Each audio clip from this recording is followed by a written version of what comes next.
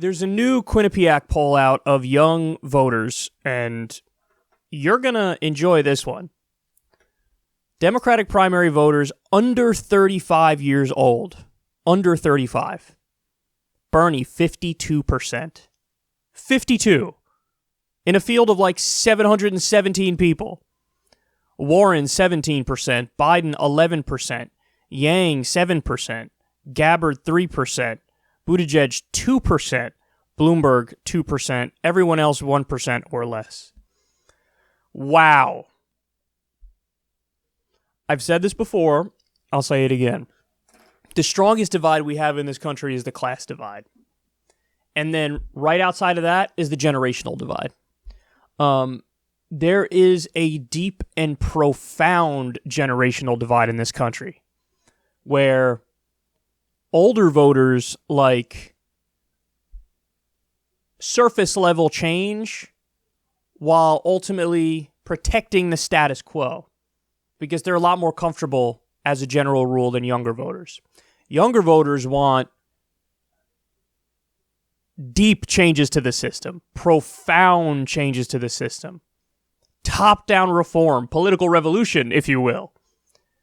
So if you look at a poll of, like, the older you get, the more these results are just totally flipped. Totally flipped. They love, like, Biden and Buttigieg, you know? But with younger voters, under 35, forget it. It's all Bernie all day long. I mean, again, he didn't even just win a plurality. He won a majority. And there's like, you know, more people running in this race than people on all NBA teams combined. It's absurd. 52%. That's gigantic. So here's the main takeaway. If young voters turn out, Bernie wins. Bernie wins this election. He wins. If young voters turn out, he wins. And what did I tell you before? I've done segments before where I've explained, guys, regular polls actually do low-key underestimate Bernie. Because if you look at the methodology, almost all the time, they don't have a really statistically significant chunk of younger voters. So, but you can't blame the pollsters because what they're doing is they're saying, okay, let's poll likely voters. And when you poll likely voters, what numbers are you going to go off of? Well, I mean, empirically speaking, it's probably best to just say, what was the turnout in the last election? What was the turnout in the last election? Okay, so copy those turnout numbers and then tell me how everybody's going to do. But that's the thing, is like any election that Bernie Sanders would win, it wouldn't be anywhere near the 2016 turnout numbers. It would dwarf the 2016 turnout numbers. We're talking, you know, going above and beyond the Obama turnout numbers. So there is like a weird underestimating of Bernie that happens. I don't think it's necessarily because in the case of the pollsters, there's a backroom conspiracy. I just think they have to guess what they think the turnout's going to be, and the best way to do that is kind of default to the 2016 numbers. But I don't think that's accurate. I just don't. So when you actually ask the question to voters under 35, who do you prefer? By far and away, it's Bernie Sanders. By far and away. More than doubles the person in second, who's Warren, by the way.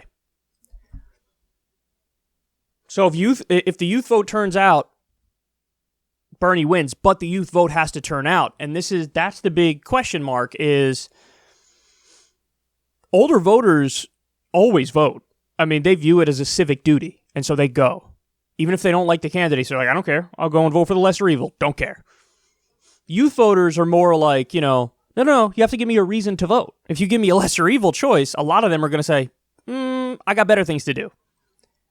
So, but you have to understand, this isn't a lesser evil choice. This is like the real deal Holyfield. So, will they turn out? Yet to be seen. Turnout is definitely going to be higher than 2016, I would reckon. But if there is a giant youth turnout, if the numbers are high, man, this is a good sign for Bernie. You know, in the 2016 election, there was like a sleeper pro-Trump vote because some people were too ashamed to say to a pollster, like, yeah, I support Trump. So the polls did somewhat underestimate him. Not as much as people think because he still lost the popular vote. But his support was dispersed throughout the country in the exact right way to win the Electoral College. but there was a little bit of a sleeper Trump vote. In this instance, we're actually banking on like a little bit of a sleeper Bernie vote. He's a solid second place right now behind Biden, and Biden's sputtering out as all you know, but we're still relying on a little bit of a sleeper Bernie vote, kind of like Michigan. Remember when Bernie was down in the polls? I don't even remember the number, 20%, 30% in the polls going into the Michigan primary in 2016, and he won. He won it. We're looking at a situation like that in 2020, but I don't even want to leave it up to chance like that, guys.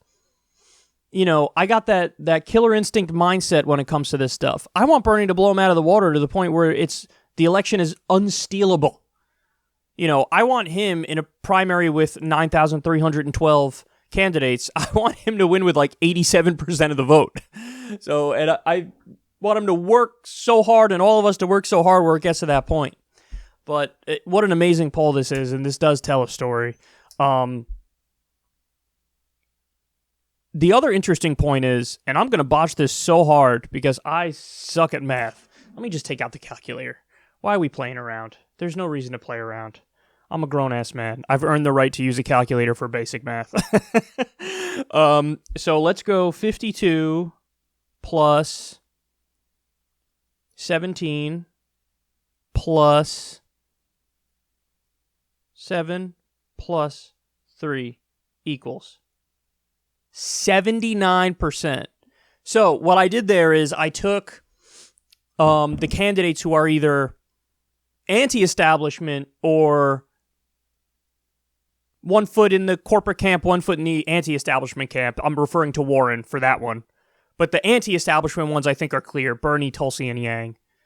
If you put together all of the either anti-establishment candidates and the semi-anti-establishment candidate, 79% young voters have their support behind those candidates.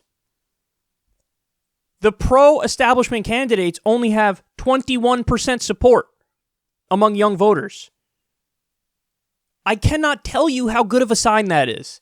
You have no idea how good of a sign that is. That means that, you know, like this show, for example, and the demographic that we're largely talking to according to the numbers, like it's not that online is not real life. No, online is real life. It is, to a large extent, real life, because that's the reaction you would think if you watch Secular Talk, if you watch any other new media shows. You get the sense of like, it appears like about 8 out of 10 of these people are totally in favor of one or another anti-establishment candidate. Wow. Yes, that's the case. So, I mean, really, again, it goes back to that generational divide thing, which is the problems mom and dad and grandma and grandpa, like, they're still being spoon-fed nonsense through traditional media, corporate media, and they're still, like, in the dark about what makes the anti-establishment candidate so much better, and they just are a lot more comfy financially, so they're not as much in favor of reform, you know? I mean, the ones who are calling for the biggest change are the ones who are doing the best among young people. So, and by the way, that Biden number of 11% with people under 35, I would reckon that at least half of that is just the name recognition thing. So there's some promising stuff in this poll, which is why I wanted to share it with you. It's not all the time we get, you know, polls like this that kind of very clearly verify a narrative, but that is what we have here.